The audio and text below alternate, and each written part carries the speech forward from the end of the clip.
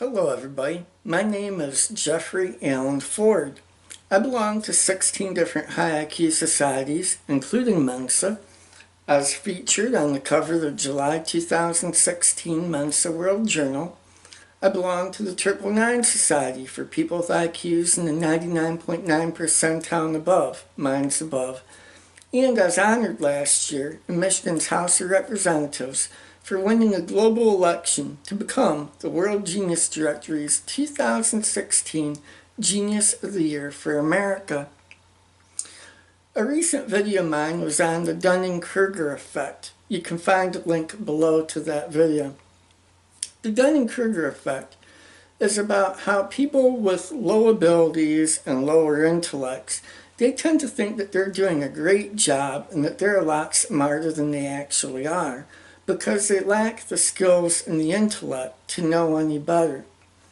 And it's also about how people on the other end of the spectrum, how the high performers and the people with tremendously great intellects, how they tend to undervalue their skills because they see where they could have done things better. And they tend to think that the things that are easy for them are easy for other people as well.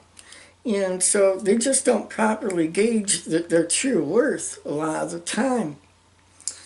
This tendency of people to not be able to gauge their worth accurately on the high end of the spectrum can lead to something called impostor syndrome. Impostor syndrome is where people who are high achievers aren't able to really recognize and internalize their true worth and their value. And with that can come feelings of being a fraud and being afraid of being found out, that they're not really as great as people perceive them to be. And that can cause a lot of anxiety with people. And you'll hear sometimes people with imposter syndrome say things like, oh, I just got lucky, or I was in the right place at the right time. And even worse, sometimes they feel that they're being deceitful and that they're tricking people into thinking more highly of them than what they really deserve to be thought of. Some famous examples of people with imposter syndrome in their life have been Tom Hanks, Chuck Lorre, who's a screenwriter, Big Bang Theory, big fan, Maya Angelou, and Kate Winslet. I myself have had persistent bouts with imposter syndrome.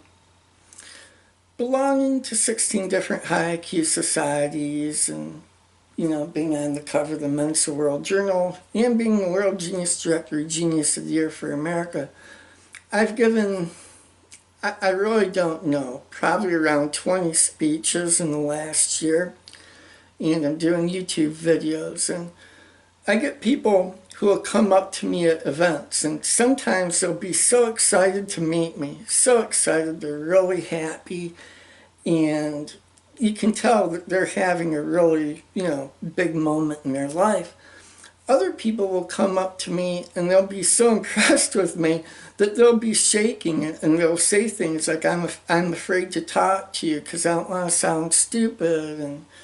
And also I've been read by millions of people too, and I talk about that. And people will be afraid to misspeak, as though I don't misspeak myself. Believe me, I do. And this whole thing of people having that perception of me really is foreign to me because, well, like for example, my writing. To be honest with you, no one has ever read a single thing that I've ever written. They've only read things that I've rewritten and rewritten and rewritten. Yep, people have read that. But it doesn't always come easy. There's a lot of work involved with it. The IQ thing, I figure that's pretty much a gift. You're born with a certain set of abilities, and certainly I've honed my intellect, and I'm happy about that. I'm proud of that. But a lot of that's a gift. There's even a debate in people in genius societies, or high IQ societies, let's call them. Although people do refer to Mensa, specifically Mensa, you hear often referred to as a genius society. There's a lot of debate in these societies about what exactly a genius is. A lot of people believe that genius is just having a high IQ. A lot of people in these societies tend to think that it really has to do with your accomplishments too, and that you can have tremendous accomplishments, be an absolute, genius at something without having a humongous IQ. So there's even a debate among ourselves about, what a genius is, which can also cause feelings of being an imposter when you go out and speak in public and you're dealing with people's perception of you. Imposter syndrome, though, isn't confined just to people who are incredibly talented and people with extraordinarily high IQs. Imposter syndrome, it's estimated, will affect 70% of people during their lifetime. That's easy to understand when you just stop to think about how at one point or another in your life, you're going to be around someone who thinks very highly of you, who maybe sees something in you that you don't see in yourself. And it can cause feelings of incongruency. And people want to feel congruent. They want to feel like everything's in order and all that. I have 4 different tips or techniques that you can use to help you deal with imposter syndrome if that ever comes up in your life. Tip number 1, embrace your strengths. It's okay to feel good about yourself, okay? Look at your strengths. Do an honest evaluation of who you are and what you're doing. Engage it against other people too. You don't have to be the best in the world, but if you're pretty darn good, feel good about that. Number 2, you don't have to be perfect. You're allowed to make mistakes. You don't look at people who climb to the top of, giant mountains, Mount Everest, let's say, and go, well, yeah, but you had to backtrack and you couldn't do it all at one time, did you? Yeah, you had to sleep a few times, didn't you?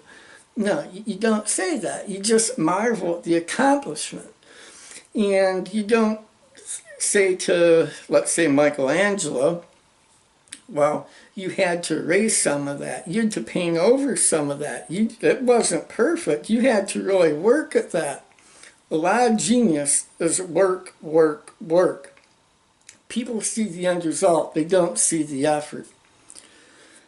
Number 3, allow people to make up their own minds about you. If people want to view you as being incredibly gifted, incredibly bright, let them, especially if it's your boss, that's a great thing. But even younger people or whoever, let them have that. People need to have people to look up to. You just might be their inspiration. And number 4, fake it till you make it. Keep moving forward. And if you do that, eventually you'll earn other people's respect and their high opinion of you. And hopefully you'll also earn your own respect as well.